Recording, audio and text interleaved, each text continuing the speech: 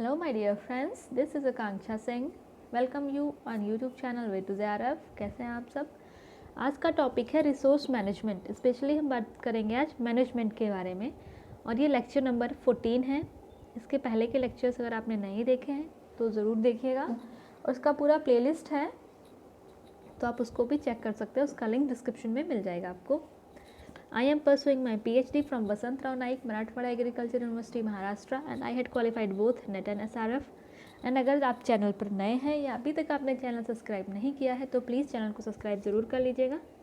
अब स्टार्ट करते हैं video. Management is an essential component of family living. Each day we use management process consciously और unconsciously. यहाँ पे बात की गई है मैनेजमेंट की कि मैनेजमेंट है क्या। मैनेजमेंट एक एसेंशियल कंपोनेंट है फैमिली लिविंग का, मीन्स फैमिली का या पर्सन जो भी लिविंग है फैमिली लाइफ का, हर एक इंडिविजुअल के लाइफ का मैनेजमेंट जो है एक बहुत कंपोनेंट, एक एसेंशियल कंपोनेंट है। मीन्स एक एसेंशियल पार्ट बन गया है कि विदाउट मैनेजमेंट कुछ भी पॉसिबल ही नहीं है। Each day we use management process consciously और अनकॉन्शियसली। मीन्स हमारी डेली लाइफ में मैनेजमेंट यूज़ होता है। कभी हमें समझ में आता है कि हाँ यहाँ पे हम मैनेजमेंट प्रोसेस कर रहे हैं, कभी कभी हमें ऐसा नहीं लगता है कि हम मैनेजमेंट प्रोसेस फॉलो कर रहे हैं। मीन्स जाने अनजाने में मैनेजमेंट प्रोसेस हर एक दिन हर एक किसी की लाइफ में यूज होता जा रहा है। Management play a significant role in shaping our lifes. It is essential to understand basic concept of management in home. जो इंडिविजुअल लाइफ है, हम आगे फ्यूचर में क्या करेंगे, हमारी क्या प्लानिंग्स है, ये सब है तो मैनेजमेंट ही ना कि हम फ्यूचर की प्लानिंग के लिए कुछ सोच रहे हैं या नेक्स्ट डे हमें क्या करना है, नेक्स्ट डे प्लानिंग सोच रहे हैं। जो भी कुछ मीन्स हम अपने लिए कुछ अलग से कुछ सोच रहे हैं या कुछ अपनी लाइफ के लिए कुछ सोच रहे हैं, से है तो सब सारा कुछ मैनेजमेंट ही। तो मैनेजमेंट प्ले करता है significant role in shaping our lifes. Means हमारे जो लाइफ है, हमारी लाइफ को बेहतर बनाने में, इम्प्रूव करने में मैनेजमेंट बहुत इम्पॉर्टेंट रोल प्ले करता है। इसीलिए बहुत ज़रूरी है कि मैनेजमेंट के जो कॉन्सेप्ट्स हैं, सिंपली मैनेजमेंट है क्या, इसके बारे में पढ़ना बहुत ज़्यादा ज़रूरी है। तो ये है हिंदी में भी आप देख लीजिए एक बार। नेक्स्ट आता है concepts of home management and step. Home management के कॉन्सेप्ट क्या हैं, स्टेप क्या हैं। तो पहले अभी हम डिस्कस करेंगे कॉन्सेप्ट्स ऑफ होम मैनेजमेंट क्या है। सबसे पहले management is a mental process of planning, controlling and evaluating the use of resources of the family for the purpose of attaining the family goal. Means management का means यहाँ पे ये दिया है कि जो भी रिसोर्स फैमिली के पास अवेलेबल हैं उस रिसोर्स को यूज़ करके फैमिली के जो अपने फाइनल गोल्स हैं उनको कैसे अचीव करना है, उसके लिए प्लान करना, जो प्लान किया उसको इम्प्लीमेंट करना, फिर उसको कंट्रोल करना, एवेलुएट करना, ये जो सब प्रोसेस हो रही है ये एक मैनेजमेंट प्रोसेस ही है। ठीक है, मैंने यहाँ पे देखो दिया है कि एक मैनेजमेंट जो है वो मेंटल प्रोसेस है जिसमें आता है planning, controlling and evaluating the use of resources of the family. जो फैमिली के रिसोर्स हैं उनको, जो फैमिली के गोल हैं उनको प्राप्त करने के लिए, उनको गेन करने के लिए जो रिसोर्सेज हैं उनको कैसे यूज़ करना है, इन सब चीज़ का प्लान करना, कंट्रोल करना, इवेलुएट करना, ये सब आता है मैनेजमेंट में। Home management is defined as the mental process of utilizing the available resources to achieve what you want in life और using the what you have to get what you want. Management की simple same यही process दिया है कि definition है, लेकिन दूसरे words में। ये भी सबसे मेन इम्पॉर्टेंट ये है कि जो मेंटल होम मैनेजमेंट है ये एक मेंटल प्रोसेस है। इसमें मेंटली बहुत ज़्यादा एक्टिव और कॉन्शियस रहना रहता है कि जब कोई प्रोसेस या कोई प्लानिंग हो रही है तो वहाँ पे मेंटली एक्टिव होना बहुत ज़रूरी है। यहाँ पे भी ये भी दिया है कि जो भी हमारे पास अवेलेबल रिसोर्सेज हैं उन रिसोर्स को यूज़ करके, यूटिलाइज़ करके जो हमारा गोल है, व्हाट यू वांट मीन्स जो हमारा गोल है उसको अचीव करना, और using what you have means resources and what you want is गोल। कभी कभी पूछ लेते हैं अदर लैंग्वेज में कि व्हाट यू हैव का मीनिंग क्या है, तो इसका मीनिंग है रिसोर्स, हमारे पास क्या है मीन्स हमारे पास जो है उसको हम रिसोर्स बोलते हैं। व्हाट यू वांट मीन्स हमें चाहिए क्या, दैट इज़ हमारा गोल है, जो हमारा जो गोल है वो हमको चाहिए है अपना रिसोर्सेज को यूज़ करके। तो यहाँ पे दिया है कि रिसोर्सेज को यूज़ करके अपने गोल को ऑब्टेन करने के लिए जो भी प्रोसेस की जाती है, जो भी प्लानिंग की जाती है उसको बोलते हैं मैनेजमेंट। सेम यहाँ पे रिलेटेड होता है होम मैनेजमेंट। होम मीन्स जो फैमिली गोल्स हैं या फैमिली नीड्स हैं, इनको कंप्लीट करने के लिए जो फैमिली रिसोर्सेज हैं, फैमिली रिसोर्सेज को प्लान करना, यूज़ करना, इसको बोलते हैं होम मैनेजमेंट। ये आ गया हिंदी में, तो हिंदी में भी आप देख लीजिए। नेक्स्ट है कुछ और मैनेजमेंट की, होम मैनेजमेंट की डेफिनेशंस हैं। According to Gross and Crandall, Gross और क्रैंडल जी कहते हैं कि home management consist of a series of decision making of the process of using family resources to achieve the family goals. देखो Gross and Crandall ji भी यही कहते हैं कि जो भी फैमिली के पास रिसोर्सेज हैं, इन रिसोर्सेज को यूज़ करके फैमिली गोल को अचीव करने के लिए जो भी डिसीज़न बनाए जाते हैं, जो भी प्रोसेस होती है, उसको बोलते हैं home management. Gross and Crandall ji कहते हैं कि होम मैनेजमेंट में सीरीज़ ऑफ डिसीजंस होते हैं, मीन्स कई सारे डिसीजंस होते हैं कि पहले क्या करना है, कौन सा प्लान या कौन सा गोल की प्रायोरिटी ज़्यादा है तो पहले उसको अचीव करना है, और हमारे पास रिसोर्सेज क्या है, तो सारे एक प्रोसेस होती है और बहुत सारे डिसीजंस की एक सीरीज़ होती है कि हाँ। तो ये बताया कि होम मैनेजमेंट में डिसीजंस होते हैं, उसके अकॉर्डिंग पे प्रोसेस होती है। जो भी फैमिली के पास रिसोर्स अवेलेबल है, उन अवेलेबल रिसोर्स के थ्रू फैमिली गोल को अचीव करने की प्रोसेस को होम मैनेजमेंट कहते हैं। Nickell and Dorsey, home management is planning and organizing, controlling and evaluating the use of resources available to the family for the purpose of attaining family goal। उन्होंने भी यही कहा, यहाँ पे सिर्फ दिया था कि ये डिसीजन है, सीरीज ऑफ डिसीजन। जो भी ग्रॉस एंड क्रैंडल ने कहा था कि जो भी रिसोर्स अवेलेबल है उसके बेस पे अगर फैमिली गोल्स को अचीव करना है तो उसके लिए प्रॉपर बेस्ट डिसीजंस लेने होंगे कि कैसे क्या करना है। और निकिल एंड डॉर्सी ने कहा है कि डिसीजंस के साथ साथ प्लान करना होगा, फिर उनको ऑर्गेनाइज करना होगा। जब वो ऑर्गेनाइज होंगे उसके बाद उनको कंट्रोल करना होगा कि वो जो राइट डायरेक्शन में जा रहे हैं या नहीं जा रहे हैं। उसके बाद उनको इवैल्यूएट करना पड़ेगा कि जो भी हमारे पास रिसोर्सेज थे उनको हमने प्लान किया, ऑर्गेनाइज किया, फिर कंट्रोल करके उनको यूज़ करना है। उसके बाद उसको इवैल्यूएट करना कि जो भी ये प्लान हुआ था वो कितना सक्सेसफुल है, या हमने जो एक स्टैंडर्ड सेट किया था कि हाँ ये गोल है और इतने टाइम में और इतने रिसोर्स को यूज़ करके गोल को कंप्लीट करना है। तो जो हमने एक इमेजिनेशन या स्टैंडर्ड सेट किया था और जो हमारा रिजल्ट है उसको कंपेयर करके देखना कि हाँ, मीन्स इवैल्यूएट करना कि जो हमारा गोल था वो अचीव हुआ है कि नहीं। तो निकिल एंड डॉर्सी कहते हैं कि जो होम मैनेजमेंट है इसमें planning, organizing, controlling and evaluation सारे प्रोसेस यूज़ होते हैं। जो भी हमारे पास अवेलेबल रिसोर्स है उस रिसोर्स को यूज़ करके फैमिली गोल को अटेंड करने के लिए प्लानिंग, ऑर्गेनाइजिंग, कंट्रोलिंग, एवैल्यूएशन, ये सारी प्रोसेस यूज हो जाती है। ये दिया था डेफिनेशन निकिल एंड डॉर्सी ने। ये हिंदी में है, हिंदी में भी आप देख लीजिए।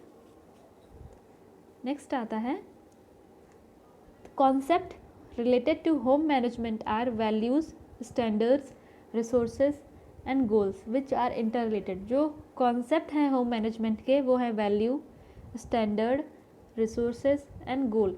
होम मैनेजमेंट के लिए सबसे ज़्यादा ज़रूरी समझने की चीज़ है वो है values, standard, resources and goals, और ये सभी आपस में इंटर रिलेटेड होते हैं। मीन्स ये चारों कॉन्सेप्ट्स जो हैं एक दूसरे से आपस में इंटर रिलेटेड होते हैं। तो सबसे पहले हम डिस्कस करेंगे values. Values are motivating factors in human behaviour. Values को बताया गया है कि ये ह्यूमन बिहेवियर में मोटिवेटिंग फैक्टर होते हैं। तो ये मोटिवेटिंग फैक्टर क्यों होते हैं आगे हम अभी डिस्कस करते हैं। Value grow out of human interest and desire. They are the product of interaction between an individual, some object, situation in is environment. जो वैल्यूज़ हैं ये ह्यूमन के अपने इंटरेस्ट और डिज़ायर से डेवलप होती है कि इंडिविजुअल पर्सनली कोई इंडिविजुअल को क्या पसंद है, उसका इंटरेस्ट क्या है, उसकी डिज़ायर्स क्या है, उसका इंटरेक्शन कैसी चीज़ों से हो रहा है, इंटरेक्शन कैसे पर्सन से हो रहा है, या उसके आसपास की सिचुएशन क्या है। इन सब चीज़ों को देख के वैल्यूज़ ग्रो करती है। इसीलिए ये बोला गया है कि जो ह्यूमन बिहेवियर के मोटिवेटिंग फैक्टर है, क्योंकि ह्यूमन के इंटरनली ह्यूमन की इंटरेस्ट और डिज़ायर से डेवलप करती हैं, इसीलिए ह्यूमन बिहेवियर के लिए मोटिवेटिंग फैक्टर का काम करते हैं। Values are forever undergoing a gradual change. और वैल्यूज़ जो हैं ये मीन्स लॉन्ग टाइम तक सेम नहीं रहती, ये चेंज होती रहती हैं। जैसे ही जो पर्सन है उसके आसपास की सिचुएशन चेंज हुई या उसके इंटरेक्शंस चेंज हुए तो उसकी वैल्यूज़ भी चेंज होने लगेंगी। तो इसी तरीके से वैल्यू को दो पार्ट्स में डिवाइड किया है, intrinsic value, instrumental value. Intrinsic means internal, instrumental means technological या आउटसाइडर। इंट्रिंसिक इंटरनल और इंस्ट्रूमेंटल मीन्स एक्सटर्नल वैल्यूज़। आगे हम डिस्कस करेंगे कि इंस्ट्रूमेंटल और इंट्रिंसिक वैल्यूज़ क्या हैं। पहले तो ये हिंदी में है, हिंदी में भी आप देख लीजिएगा। एंड टेलीग्राम का लिंक है वो डिस्क्रिप्शन में दिया है, वहाँ से आप टेलीग्राम चैनल भी सब्सक्राइब कर लीजिए, आपको सारे PDF वहीं पे मिल जाएंगे। फिर आता है इंट्रिंसिक वैल्यू, कि इंट्रिंसिक वैल्यू क्या है। It is important and desirable simply for its own sec, art and it's interest and beauty is an intrinsic value. Intrinsic means internal, internal means self, means जो person के या जो भी individual है उसके अपने पर्सनल वैल्यूज़ क्या हैं उसको बोलते हैं इंट्रिंसिक वैल्यू। लाइक किसी को आर्ट पसंद है, फिर आर्ट और उस इंटरेस्ट इन ब्यूटी, ये सब जो है इंट्रिंसिक वैल्यूज़ हैं। लाइक कोई फैमिली है, फैमिली में father, son, mother and siblings के बीच में जो रिलेशनशिप है या कोई फैमिली मेम्बर से जो रिलेशनशिप है, तो इसका जो एक्सप्रेशन है ये जो है, ये जो रिलेशनशिप्स हैं ये इंट्रिंसिक वैल्यू हैं। ये हर एक पर्सन के लिए अपनी अलग ही उनकी वैल्यू है। तो जो फैमिली मेम्बर्स हैं या फैमिली मेम्बर में जो रिलेशनशिप है ये सब आता है इंट्रिंसिक वैल्यू में। देन आता है instrumental value. Instrument means technology, instrument means technology and external factors. It is mean of attaining the values और गोल। इसका भी मेन यही मीन है कि जो वैल्यूज़ हैं और गोल्स हैं उसको अटेन करने में हेल्प करता है, उनको प्राप्त करने में, गेन करने में हेल्प करता है। और इंस्ट्रूमेंटल वैल्यूज़ होती क्या है? Technological satisfaction, interest in making object based on skilful workmanship is an instrumental value because it is primarily as an mean to an end. Mean to an end means technology, ये technology पे based होते हैं।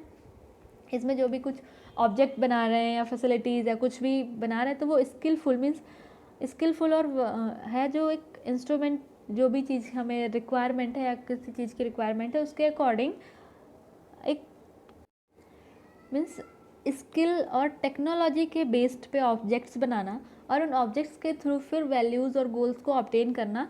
Means finally एक आपने जो भी object बनाया, जो भी टेक्नोलॉजी को यूज़ करके जो ऑब्जेक्ट बनाया, वो ऑब्जेक्ट के थ्रू आप गोल या वैल्यूज़ को अटेन कर रहे हो। मीन्स कोई आपने एक्सटर्नल फैक्टर की हेल्प ली, उसको बोलते हैं इंस्ट्रूमेंटल वैल्यूज़। ओके, ये है हिंदी में, तो आप हिंदी में भी एक बार देख लीजिए।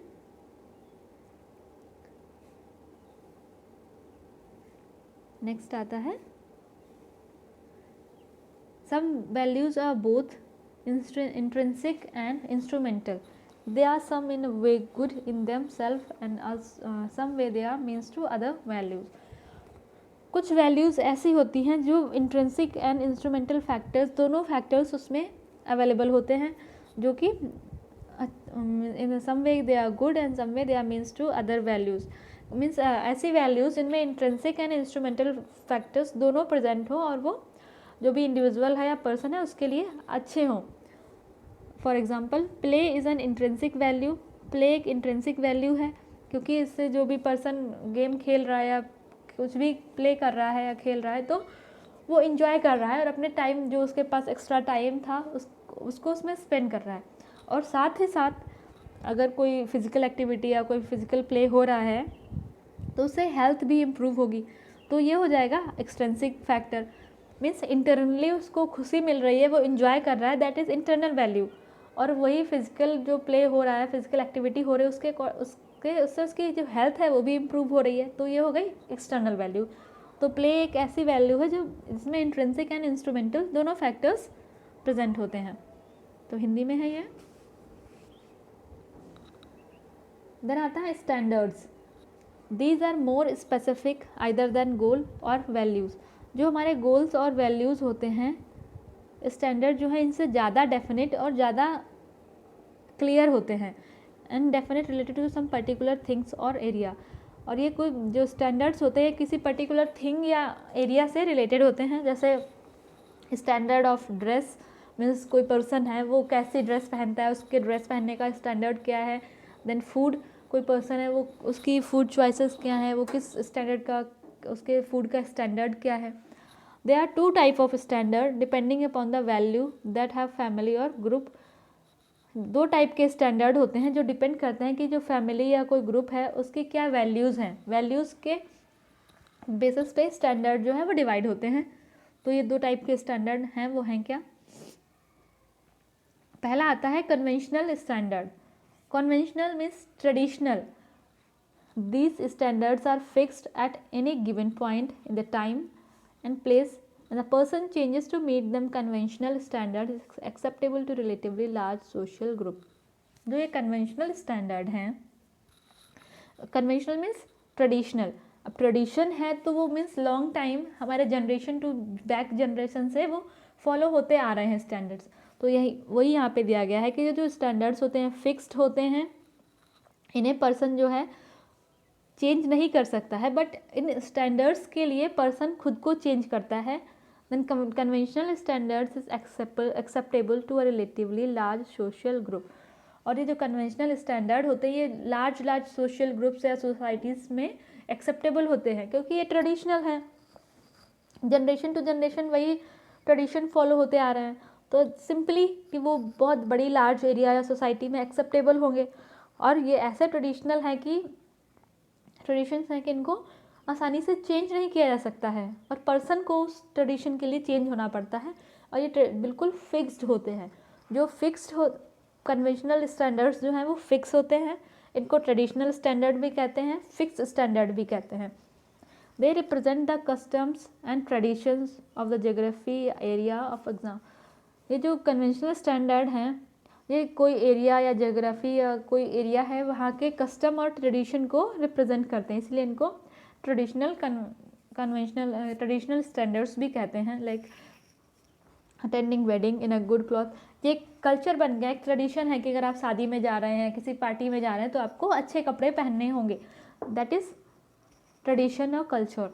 All the conventional standards are fixed and change too slowly to be adaptable for many families are recognized by comparing present conventional standard। ये conventional standard होते हैं फिक्स्ड होते हैं, बट अगर ये चेंज भी होते हैं तो बहुत धीरे धीरे और स्लोली चेंज होते हैं, इनको चेंज होने में बहुत ज़्यादा टाइम लगता है। और अगर ये चेंज हो भी रहे हैं तो इनको कंपेयर किया जाता है कि प्रेजेंट टाइम में ये क्या स्टैंडर्ड्स हैं, पास्ट में क्या स्टैंडर्ड्स थे। तो ये स्टैंडर्ड्स अगर पहले तो चेंज नहीं होते हैं और अगर चेंज भी हो रहे हैं तो इनको चेंज होने में बहुत ज़्यादा, अगर चेंज हो रहे हैं तो इनको चेंज होने में बहुत ज़्यादा टाइम लगता है। और उसके बाद इनको कंपेयर भी किया जाता है कि विच पास्ट वाले या प्रेजेंट वाले कौन से गोल्ड स्टैंडर्ड्स हैं वो ज़्यादा बेटर है। तो जो कन्वेंशनल स्टैंडर्ड होते हैं फिक्स्ड होते हैं और इनको ट्रेडिशनल स्टैंडर्ड भी कहा जाता है। ये हिंदी में है। नेक्स्ट आता है flexible standard. If the values are comfort, respect for individual needs and interest, friendly atmosphere within the group and goals stemmed out of these values with changing standard to fit a given situation. Means flexible standards वो होते हैं जो person की value, comfort और उसका individual respect या उनके interest के अकॉर्डिंग या जो उनका फैमिली एटमॉस्फेयर है या सोसाइटी का एटमॉस्फेयर है उसके अकॉर्डिंग चेंज हो जाते हैं, उनको बोलते हैं फ्लेक्सिबल स्टैंडर्ड। और ये जो फ्लेक्सिबल स्टैंडर्ड होते हैं ये पर्सन की वैल्यूज़ और उनके गोल्स को अचीव करने में हेल्प करते हैं और उनके वैल्यूज़ और गोल के अकॉर्डिंग जो चेंज हो सकते हैं उनको बोलते हैं फ्लेक्सिबल स्टैंडर्ड्स।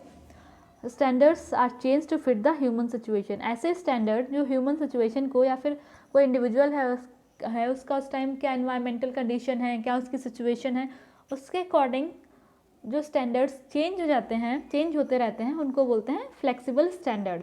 मीन्स जो time to time, situation to situation या फिर पर्सन की वैल्यूज़, गोल्स, उसके इंटरेस्ट, डिज़ायर के अकॉर्डिंग जो स्टैंडर्ड्स चेंज होते रहते हैं उनको बोलते हैं फ्लेक्सिबल स्टैंडर्ड। लाइक जैसे कहीं मंदिर जाना है तो उस सिचुएशन में कोई ट्रेडिशनल क्लॉथ वेयर करना है, फिर कहीं पार्टी में जाना है तो पार्टी के टाइप के क्लॉथ वेयर करना है, तो ये चेंजमेंट हो रहा है ना अकॉर्डिंग टू सिचुएशन। मीन्स ऐसे स्टैंडर्ड जो सिचुएशन के अकॉर्डिंग चेंज होते रहते हैं उनको बोलते हैं फ्लेक्सिबल स्टैंडर्ड। तो हिंदी में है। Next is goals. Goals are nothing more than the ends that individual for family और willing to work for it. Goal क्या आता है? जो हमारा मेन एम है या जो फैमिली एम है कि जो भी हम कर रहे हैं एक सिंपल एक एम के लिए काम कर रहे हैं, उसको बोलते हैं जो एंड बिल्कुल लास्ट वाला जो एंड होता है, लास्ट एम होता है, उसको बोलते हैं गोल, जिसके लिए पूरी फैमिली एक साथ काम करती है या फिर कोई इंडिविजुअल। लाइक जैसे अभी आपका मेन एम है कि नेट जेआरएफ का एग्ज़ाम आने वाला है या टीजीटी पीजीटी का एग्ज़ाम आने वाला है, ये आपका एक लास्ट एंड गोल है कि फिर आप उसी के लिए प्रॉपर काम कर रहे हो। तो इस लाइक जो आपका एक मेन एम है, आपने एक मेन एम बना के रखा है कि हाँ ये हमको अचीव करना है, दैट इज़ गोल, जो हमको अचीव करना है फाइनली। लाइक जिसको नेट का एग्ज़ाम देना है उसके लिए नेट का एग्ज़ाम उसका गोल है अभी, एंड अगर जिसको टीजीटी पीजीटी के एग्ज़ाम्स देने हैं उसका वो गोल है। तो मीन्स अपने गोल को अचीव करना, उसके लिए जो आपका फाइनल एंड एम है लाइक गोल, उसके लिए प्रॉपर वर्क करना, उसको जिसके लिए फैमिली और इंडिविजुअल सब एक साथ वर्क करते हैं, वही होता है goal. They are more definite than values. Goal setting is a continual process. जो गोल होते हैं, हमारे जो गोल्स होते हैं वैल्यू से ज़्यादा डेफिनेट होते हैं, मीन्स वैल्यू से ज़्यादा क्लियरली डिफाइंड होते हैं, और एक कॉन्टीन्यूअस, और गोल जो है goal setting is a continuous process. The 3 type of goals are long term goal, intermediate goal या means in goal. Means in गोल को शॉर्ट टर्म गोल भी बोलते हैं। अब इनको जो गोल्स हैं 3 टाइप के होते हैं, अब इनको हम डिस्कस करेंगे कौन कौन से 3 टाइप के गोल्स होते हैं। Long term goal, these are considered fairly permanent, they are accomplished over a long period of time, these goals have a real meaning to the family group। नाम से ही क्लियर है कि long term goal, long means long period of time के लिए होते हैं, ये permanent, ज़्यादा परमानेंट होते हैं, और ये फैमिली के लिए इनका एक मीनिंग होता है। लाइक जैसे बच्चे हैं तो एजुकेटिंग द चिल्ड्रन, ये एक लॉन्ग टर्म गोल है कि बच्चों को एजुकेट करना है। देन बाइंग अ कार या बाई अ न्यू होम, ये लॉन्ग टर्म गोल है जिनके लिए कई सालों तक आपको इन्वेस्ट करना होता है या कई सालों तक आपको उसके लिए काम करना पड़ता है। लाइक 5 ईयर 10 ईयर्स, इतनी ड्यूरेशन में जो गोल अचीव होते हैं उनको बोलते हैं लॉन्ग टर्म गोल। और लॉन्ग टर्म गोल ये ज़्यादा परमानेंट होते हैं क्योंकि हम ये रोज़ तो चेंज नहीं कर सकते ना कि नहीं अभी ये वाला घर लेना था, कल ये वाला घर लेना था। मीन्स ये बच्चे को एजुकेट कराना है, एजुकेशन हो रहा है उसका, तो नहीं ये एजुकेशन करानी है वो, तो ये हम डेली तो चेंज नहीं कर सकते ना। ये लॉन्ग टाइम टर्म है, लॉन्ग टाइम गोल है जिसके लिए लॉन्ग टाइम तक काम करना रहता है, तो उनको बोलते हैं लॉन्ग टर्म गोल। ये हिंदी में है। देन आता है intermediate goal. These are more definite than long-term goal. It is easier to form a clear-cut picture of them. और जो इंटरमीडिएट गोल होते हैं ये लॉन्ग टर्म गोल के कंपैरिजन में ज़्यादा डेफिनेट, ज़्यादा क्लियर होते हैं, और इंटरमीडिएट जो गोल हैं इनके क्लियर पिक्चर पर्सन जो है क्लियर पिक्चर माइंड में सेटअप कर सकता है, बना सकता है। They frequently involves decisions of our choice made from among several alternatives because it is assumed that they will provide the best mean of achieving certain long term गोल। क्योंकि जब हम लॉन्ग टर्म गोल बनाते हैं उसके लिए कुछ और बीच के कुछ गोल्स होते हैं बीच में, इनको बोलते हैं इंटरमीडिएट गोल। लाइक आप लाइक चिल्ड्रन को या चाइल्ड को एजुकेट करना है तो उसमें एक होगा कि अच्छा 5th प्राइमरी एजुकेशन यहाँ तक होना है, फिर सेकेंडरी एजुकेशन यहाँ से होना है, हायर सेकेंडरी एजुकेशन यहाँ से होने हैं। तो ये बीच बीच में आपके इंटरमीडिएट गोल्स है ना कि उसमें, और जो इंटरमीडिएट गोल है इसमें आपको बिल्कुल डेफिनेट है, क्लियर है कि हाँ प्राइमरी एजुकेशन यहाँ तक यहाँ से होनी है, सेकेंडरी यहाँ से होनी है। तो ये हो गया इंटरमीडिएट गोल जो, और लॉन्ग टर्म हमारा गोल था कि बच्चे को एजुकेट करना है या फिर हायर एजुकेशन तक ले जाना है। तो हायर एजुकेशन तक ले तो जाना है, तो हायर एजुकेशन तक कैसे ले जाना है उसके लिए जो गोल्स होते हैं वो होते हैं intermediate goals. For example student doing homework daily और रेगुलरली। सिंपल सा है कि अगर लाइक ठीक है किसी का एक 1 ईयर का लॉन्ग टर्म गोल है कि आप अगर लाइक 9th में या 10th स्टैंडर्ड में थे तो उसको 9th and 10th standard clear करना है अच्छे मार्क्स से। तो उसको चाहिए कि उसके लिए इंटरमीडिएट गोल्स होंगे उसके, कि जो उसका होमवर्क है वो रेगुलरली प्रैक्टिस करे, और जो भी उसकी और भी एक्टिविटीज़ हैं उनको रेगुलर प्रैक्टिस करने से ही तो उसको रिजल्ट अच्छा मिलेगा। तो जो ये एक जो हमारा मेन गोल है उसको अचीव करने के लिए बीच में जो और कई सारे गोल्स होते हैं उनको बोलते हैं इंटरमीडिएट गोल। ये हिंदी में है। नेक्स्ट आता है द मेन एंड गोल या फिर short term goal. They are the decisions made are the steps taken to attain intermediate goals. और इंटरमीडिएट गोल्स को अटेन करने के लिए जो स्टेप ले जाते हैं उनको बोलते हैं short term goal. They are end in themselves that reached with a small number of activities। ये छोटे छोटे गोल्स होते हैं और एक्टिविटीज़ में डिवाइडेड होते हैं कि एक एक्टिविटी ख़त्म किया, एक मीन्स उसमें कई स्मॉल नंबर ऑफ एक्टिविटीज़, छोटी छोटी एक्टिविटीज़ होती हैं और इनको शॉर्ट टर्म गोल भी बोल सकते हैं। Goals are interrelated. जो गोल्स होते हैं ये इंटर रिलेटेड होते हैं, इंटरडिपेंडेंट होते हैं and carry a part of the everyday life. जो गोल्स होते हैं ये एक दूसरे से इंटर रिलेटेड होते हैं। जैसे शॉर्ट टर्म गोल्स को कंप्लीट करेंगे तो हम अपना इंटरमीडिएट गोल अचीव करेंगे, जब इंटरमीडिएट गोल को कंप्लीट करेंगे तो लॉन्ग टर्म गोल अचीव करेंगे। तो ये इंटरडिपेंडेंट और इंटर रिलेटेड होते हैं जो ह्यूमन की एवरीडे लाइफ में एक इम्पॉर्टेंट रोल या इम्पॉर्टेंट पार्ट कैरी करते हैं। They play an important role in everyone's life and a dynamic because they motivate thoughts and action and individual and family members। और ये जो गोल्स हैं हर एवरीडे लाइफ में ये इम्पॉर्टेंट होते हैं और ये डायनामिक होते हैं। मीन्स जो पर्सन है उसकी जो गोल्स हैं या उसकी जो थॉट्स हैं या एक्टिव एक्शंस हैं उनको मोटिवेट करने में हेल्प करते हैं। इसीलिए जो गोल्स हैं ये बहुत ज़्यादा इम्पॉर्टेंट पार्ट है फैमिली या फिर इंडिविजुअल या ग्रुप की लाइफ का, बहुत ज़्यादा इम्पॉर्टेंट पार्ट है वो है गोल्स। जो हिंदी में है तो हिंदी में भी आप देख लीजिए। And thank you. वीडियो अगर आपको अच्छी लगी हो तो लाइक एंड कमेंट करके ज़रूर जाइएगा। यह है मेरा फेसबुक पेज, आप मुझे यहाँ से कॉन्टैक्ट कर सकते हैं, वे टू ज़ियारफ with Akanksha Singh. And way to ज़ियारफ इज़ द यूट्यूब चैनल, तो आप चैनल को सब्सक्राइब ज़रूर कर लीजिएगा। एंड हाँ, अगर वीडियो आपको अच्छी लगी हो तो लाइक एंड कमेंट करके ज़रूर जाइएगा, चैनल को सब्सक्राइब करिए और वीडियो को अपने फ्रेंड्स के साथ ज़्यादा से ज़्यादा शेयर करिए। जल्दी ही मिलते हैं नेक्स्ट वीडियो में, तक के लिए wish you all the very best, good luck, bye.